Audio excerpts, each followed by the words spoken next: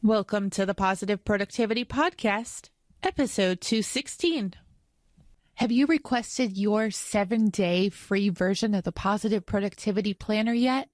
If not, I want to encourage you to go over to thekimsutton.com/7DP and pick up your copy today. This free version of the planner is going to help get you on track of leading a more positive and productive personal and professional life.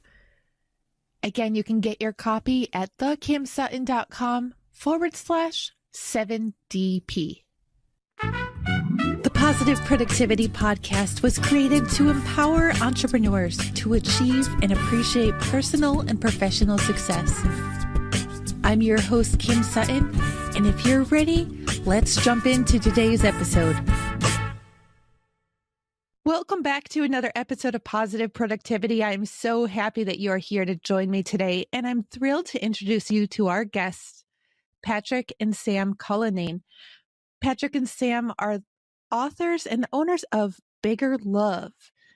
Welcome, you two. Thanks. You started. Thank you. Oh, you're so welcome. Can you please share a little bit about your journey and how you started B.E.T.T.E.R with the listeners? Yeah, no problem. It's more, our journey is basically a tale of two different decades.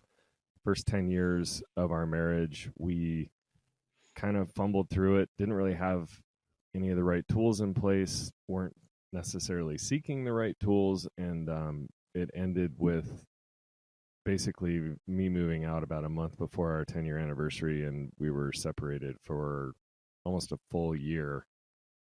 I even signed the papers and sent them back to her. Yeah, we signed divorce papers. But we pulled the nose up, and we were able to do that because we both discovered, near the end that we'd kind of owned a lot of our shit through that year that we were apart, stuff that, we were bringing to the table that wasn't helping our relationship work, and we were ready to get rid of it. And that enabled us to get back together. And then in the second decade of our marriage, we've also spent a lot of time kind of figuring out how we can continue to level up and get better and better at our relationship and in our relationship. So a lot of people ask us for advice about relationships since that has been our journey, and we decided to write a book about it. And there you go, Bigger Love. Bigger Love. Without getting too personal, what were some of the things that you had to leave behind in order to get back together successfully, and what were some of the biggest shifts that you made? For me, the biggest shift that I had to make was prioritizing our marriage. I always thought of my job being my first responsibility because I made most of the money and felt like that was the most important thing, to be able to provide for my family. It also ended up sort of being an excuse, I think. And then the kids always got the next, they were my next priority. So job number one, kids number two, and Patrick got whatever was left. And so I had to change that. That doesn't make for a successful marriage. Yeah. And we were in two completely different places, but that was largely one of my biggest issues, was that, she really couldn't tell in the beginning when we split up that her job was consuming her, and it affected, her as a mom, and definitely more so even her as a wife. And but she didn't really care. So on my side, though, that the things that probably exacerbated that or made it even worse is I used to have insecurity issues, and I get jealous of a lot of she'd spend, weeks at a time traveling with 4 men that she worked with, and then they'd be up until the wee smalls in somebody's hotel room working on deadlines and all that. And so I'd get jealous and then kind of ask really stupid questions and stuff when she got back. And so I had to get rid of the insecurity side. That was a big one for me. I also had to focus on something I learned later into it is that I need to focus on things I have control over, not things I don't have control over. So it's step one with AA and all kinds of other different groups out there. But it's something we've all heard 1,000 times in our lives, but it didn't really resonate for me until we were apart. And I realized that I only have control over so much. So I got to quit worrying about the rest and letting it affect me. So that was another big one for me. Anyway, I got to the point where I knew I would be happy either with or without her, and I was just in a really good place. And I think she saw that, recognized that, and was like, "Wow, that's a new look." That's sexy. That's fabulous. And Sam, I've just realized in the past couple weeks, I'm almost embarrassed to admit that it's just been the last couple weeks that I am guilty of doing the same to my husband. Yeah. My work first, the kids second. Cooking is nowhere on the radar because I burn everything I try to make. Yep, that was me. But he is definitely becoming, he's definitely been coming in way down. And it's so unfair because he is my rock. Like, he's there through anything. And Patrick, I can't even, like, I understand your concern completely about when Sam would be away. And if, like, at the event that we met at, my husband was concerned, who are you going to be with? But there was just no way that I was going to be in a hotel room with, well, just men. It just wouldn't have happened if we were going to meet. Because I've been in so many compromising situations in the past. Like, I didn't want to be in that place. Like, my husband's my one and only. It's just not going to happen. I don't want to hear the questions after.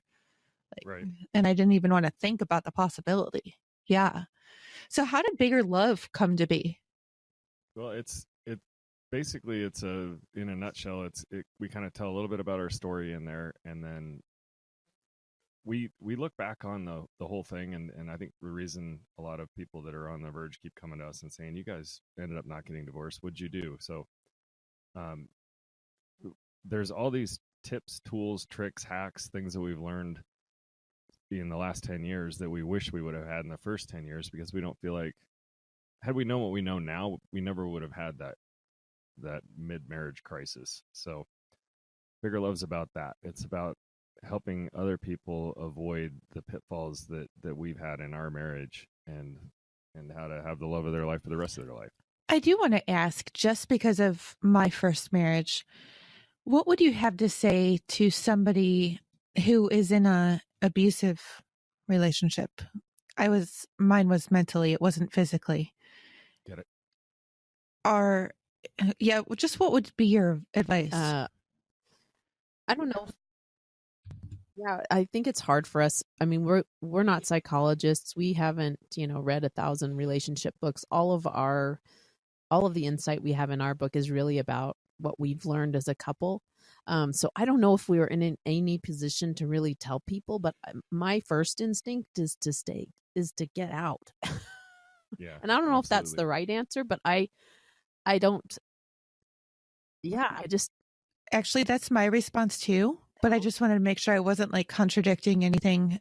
So listeners, if you're in an abusive relationship, we're not saying that this is going to work for you. You have to protect yourself. Yes. Mentally and physically, and not just yourself. You have to protect yourself first. Sort of like when you're on an airplane and they tell you to put your mask on, because when you protect yourself, you can also protect your kids. Absolutely. And that was the final step for me. 100%. The other thing we kind of talk about the divorce rate. It's over 50%, or it depends on what you read. It's around 50%, but we think that if people have the right tools and they really want to make it work, that we can reduce that rate to 15%. But nowhere do we say zero, because some marriages just aren't, so they won't work, right? I mean, and I think abusive relationships are that way. I would tell people to get out. And one of the big concepts we talk about in our book, Kim, is loving yourself. We asked the question early on in there, who's the love of your life? And a lot of people will answer their partners, but we would say it should be you. And as long as you're taking care of yourself and loving yourself, it's harder to let that. I think it makes it more difficult. If you're loving yourself and taking care of yourself, you won't tolerate the abuse. You'll get out easier. I think absolutely. I think that's one of the main concepts that we believe, that loving yourself is probably the most wonderful thing you can do for yourself. And it's also critical to having healthy relationships. Oh, absolutely. My husband laughs because I'll ask him the question, "Oh, have I told you the story about da da da before?" And he's like, "Oh yeah, about 19 times." Listeners, I know I do that some of the same to you too. But the day that I was introduced to the law of attraction completely changed my life because I had been walking around with a dark cloud and letting every circumstance, but especially my ex-husband, control how I was feeling, and letting him affect, through his criticisms and everything, letting him control what I thought about myself. But that day when I realized that I had the power and the right to be happy, that day when he got home from work and he started in, I just looked at him and smiled. I'm not sure that I recommend that course of action, but I was going to say, how did that go over? He just looked at me and he said, "Why are you smiling?" And I said, "Because you no longer have the power to dictate how I feel." And he was never physically abusive to me.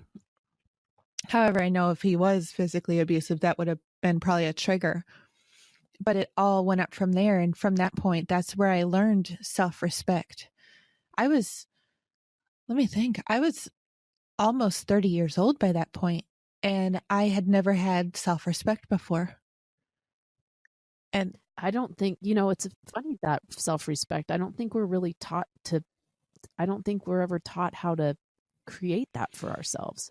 I think it's something that, I mean, me, myself too. Like, I mean, it's taken so many years before I have learned what self-love, I mean, self-love and self-respect are a lot, are, very closely aligned. oh yeah, absolutely. Yeah. I mean, about the only thing we're taught when it comes to self-respect is, especially girls, are, don't give up the goods. Respect yourself. Oh, absolutely. But it goes so much further, deeper than that when you're talking about self-love. So much deeper. Yeah, I'm and glad unfortunately, you found that self-respect. yeah, thank you. Especially for little girls too. I mean, Barbie is getting better, in my opinion, but the journey of Barbie is not totally there yet.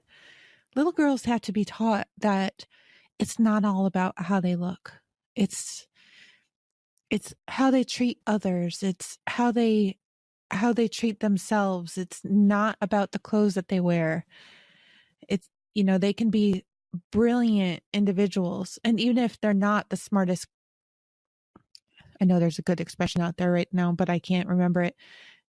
The sharpest tool in the shed. Yes, thank you. Even if they're not the sharpest tool in the shed, they are still worth proper treatment and respect from others. So, yeah, they're still worthy of love. We're all children of God. yeah, absolutely. My first husband was actually my high school sweetheart, and I've seen this happen for a couple of our nieces, my husband and my nieces as well. They started dating a boy in high school, and they were concerned, that was it. If they weren't with him, then there was never going to be another person. And although my first husband and I didn't get married until after college, it was more because we found ourselves pregnant, and our nieces did the same thing. Listeners, if you are young, if you are in high school and you're feeling this way, don't feel this way. I didn't meet my husband, who is undoubtedly my soulmate, until I was 31, 32. And we've told our boys they're not allowed to get married until they're 32. We don't care if they have a girlfriend until then, because then they'll actually know themselves. Yeah, and I think that's so important, what you're talking about, knowing yourself. And I also, I'm a little, it's funny because I think society also kind of tries to pressure you into staying with one person. I think there's that idea like, oh, if you were, your first love is your true love, and isn't that beautiful? But I don't think all of us are fortunate enough to meet our first loves in high school or when we're young. Like you said, I mean, Patrick was 29 when we met. I think I was 23, and I was 28. well, whatever. She's always trying old. to make me older. Well, he is older. And yeah, I don't, and I had also found myself pregnant after in college, like you, and was married before, only for a short period of time. But yeah, I mean, And that certainly wasn't my soulmate either. So I think it's good advice to say, hold out for somebody that you really click with. And that, learn how to love and respect yourself completely, and expect that from whoever the other person may be. I mean, to me, it's not so much about age. It's just, it takes a long time to get to that point. So. Oh, absolutely. I remember I was sitting in my office. I had a business at that time, if you can call it that. I mean, I was barely making a quarter a day, but I had watched the bucket list and ended up creating my soulmate spec sheet. And these were the things that I needed if I was ever going to date again. And they weren't huge things, but it was a matter of respecting me and respecting my children. And Tony Robbins wrote a list of everything that he was looking for in his life, and look where he is now. I don't think it's unfair to challenge everybody who's listening today to write a list of what you're looking for in your life, what you're looking for out of your significant other. And if you're already with someone and they're not matching up, then have that conversation, because communication and conversation is so important. So much is shoved under the rugs. Did you see that? Definitely. I think communicating your basic needs often goes by the wayside, or maybe you second guess them before you even get them out. But. And I think there's also this idea that if you're with someone and you've been with them for a little while, that they should know what you need. They should know what you want, and you expect them to do those things. And it's not fair to ask somebody to read your mind. Oh, absolutely not. I mean, my husband has figured out that there's like one time of the month that he should bring home some chocolate. Smart man. Yes. Yes, I was actually, my 12-year-old and I were just discussing it last night. He's like, Mom, did you know there's a chocolate bar in the fridge? I'm sorry, listeners, I know this is TMI. And I was like, yeah, that's mine, and it's being saved for the right time. He's like, what do you mean? So I had to explain to him. He's like, so does every woman need chocolate? I was like, no, but when you meet your woman, you're going to have to figure out what her chocolate is. Yeah. He's like, okay. And I would also help any men listeners that are out there that for our relationship, I would say quarterly, you need 2 chocolate bars. And a beer. I'm not going to argue that at all. Oh my goodness. But actually, and we don't fight very often, but just recently I had to express that, if not every week, if not once a week, but maybe once a month, it would be nice if I could sleep past 7:00. Oh yeah. That's a luxury with as many children as you have and your busy life. So that's awesome. And so you asked him for that?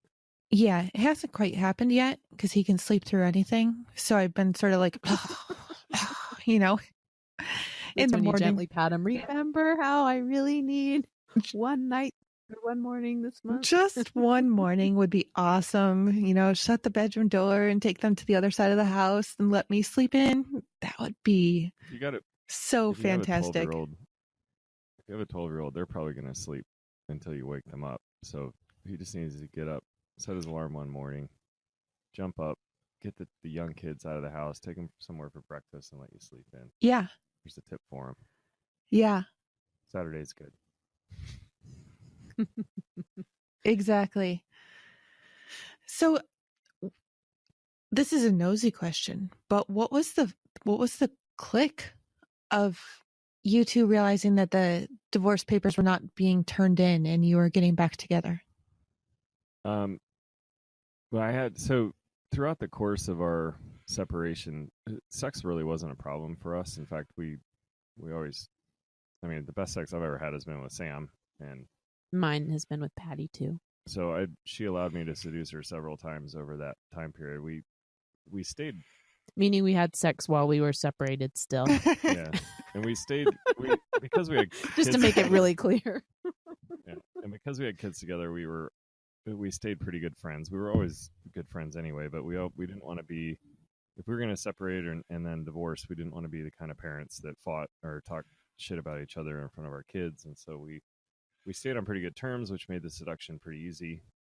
And we also were in constant contact about, we decided to make joint decisions when it came to the kids. And so, we talked a lot still. Yeah. And I saved my bitterness for when she wasn't around. But so I guess, I don't know, about 11 and a half months into our separation, I'd booked this couples massage at a ski resort. And I booked it I think I bought it on Groupon or something. So it was just kind of sitting there. And I asked Sam if she wanted to go up. She was in town. She's like, I'll be in town Saturday. And then she called me Friday afternoon and said, oh, I guess I'm going to be in town a day early if you want to go have dinner or something. And I'm like, well, I have this couples massage. You want to go? And I'm like, I'm going to seduce her up there. It's going to be awesome. And he did. But we ended up we talked all night. We had this awesome night where we kind of realized that, both of us had owned a lot of the crap that had kept us apart. So, and she was ready to, my business was taking off. She was ready to potentially retire for a little while and just be a mom.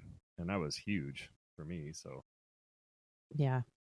And I got myself to the point where I knew I could be happy with or without her. With was my first choice because of our kids. And because you thought I was awesome. Well, yeah, that part too.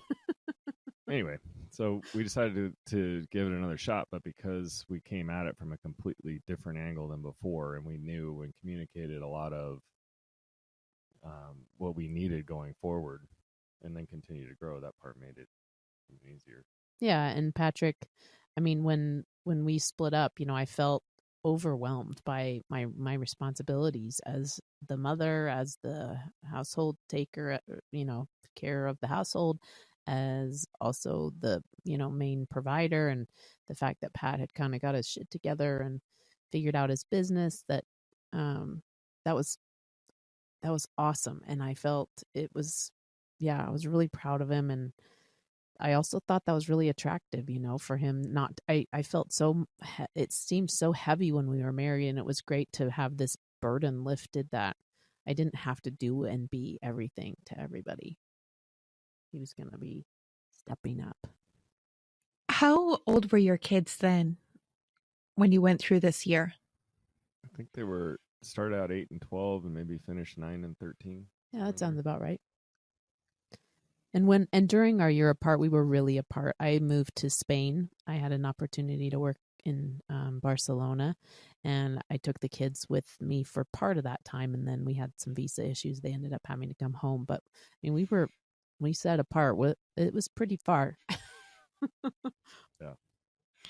Wow. And have they ever talked about how they've seen things change with you? And have they recognized a lot of the changes? No, they mostly just complain. They're kids.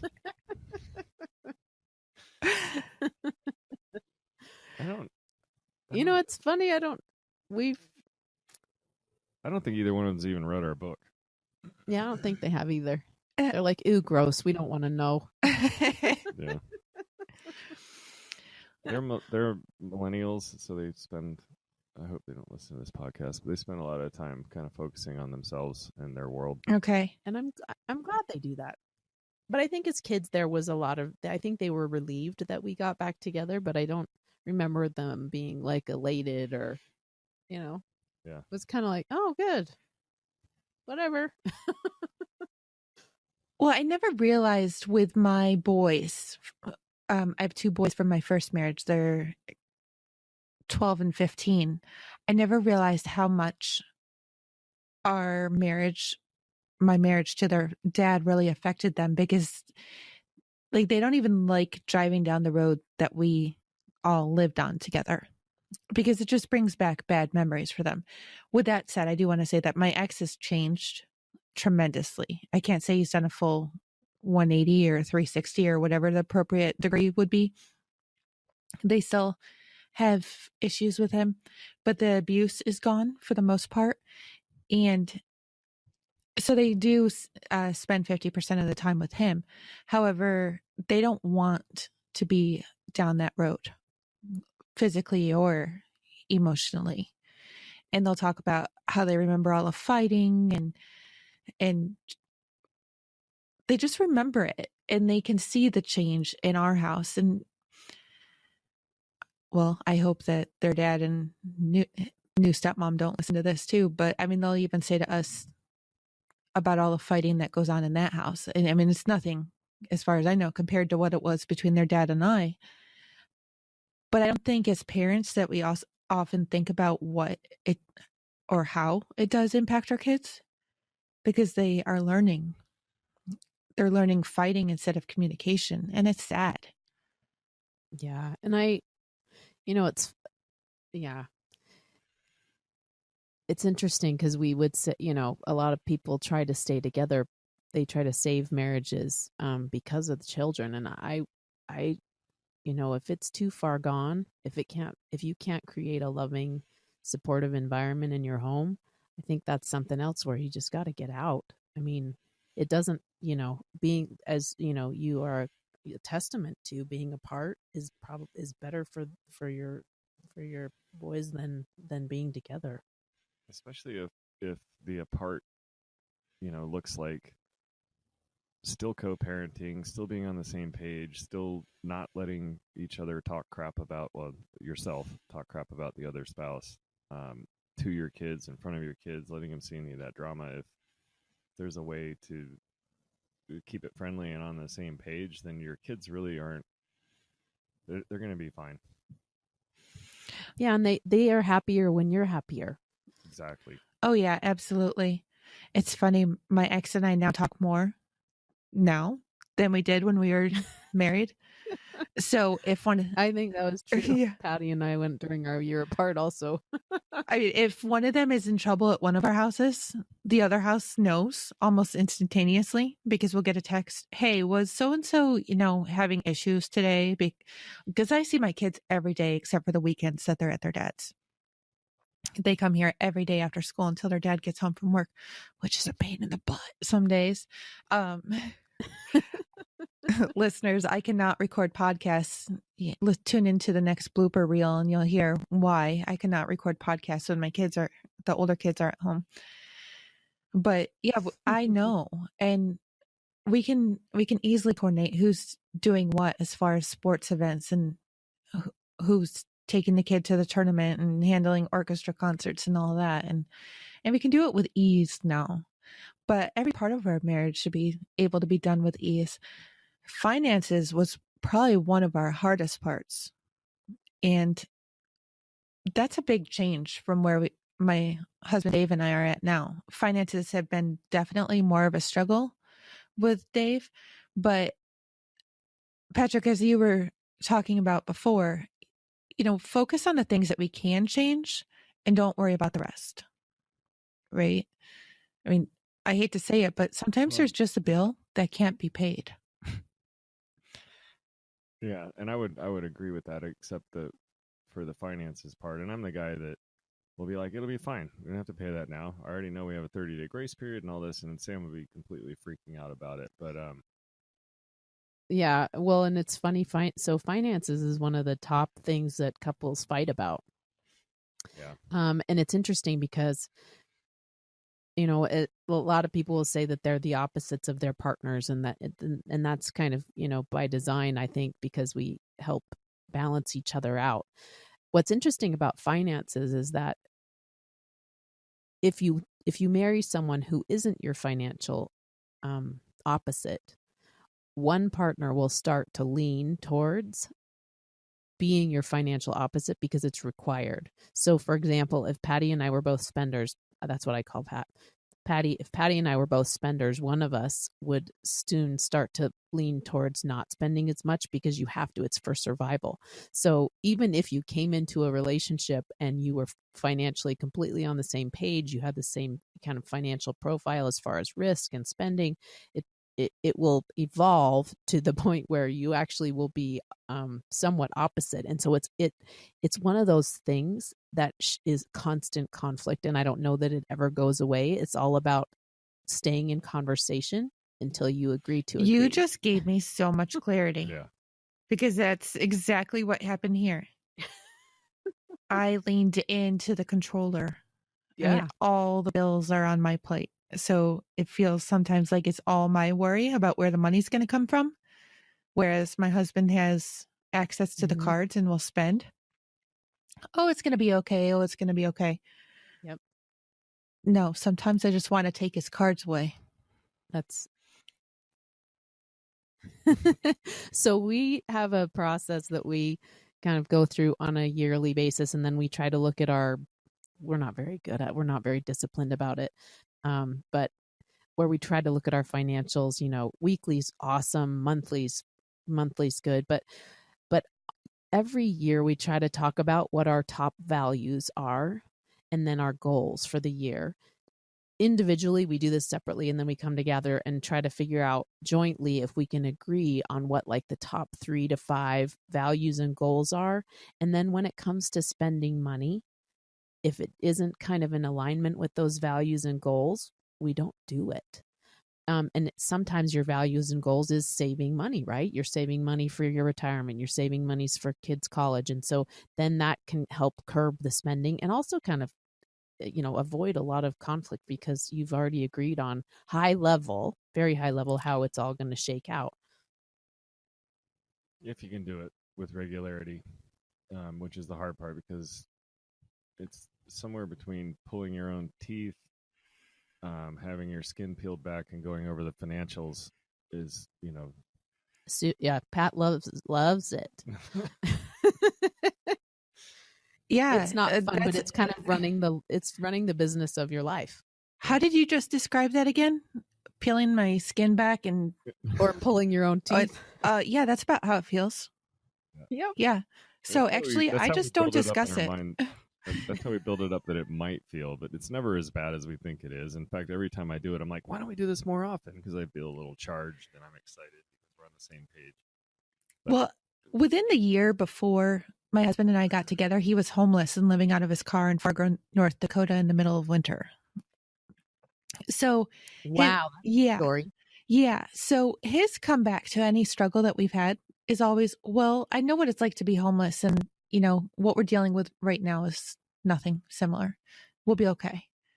Well, but the point of us taking care of this right now is so that the 7 of us won't be homeless. So one of the biggest hurdles that we both had to get over was that when money comes in, it doesn't mean that it needs to get spent right away. So let's start raising our zero. And actually, I had a business coach who helped me with that. He's like, Kim, you need to start raising your zero. So even just taking $20 out of the invoices that were paid or out of the paychecks and putting them in a safe spot, putting those little 5s or 10s into, a tin. When we started seeing that money accumulate, it felt so good knowing, oh my gosh, we made it to a weekend with more than 34 cents in our account.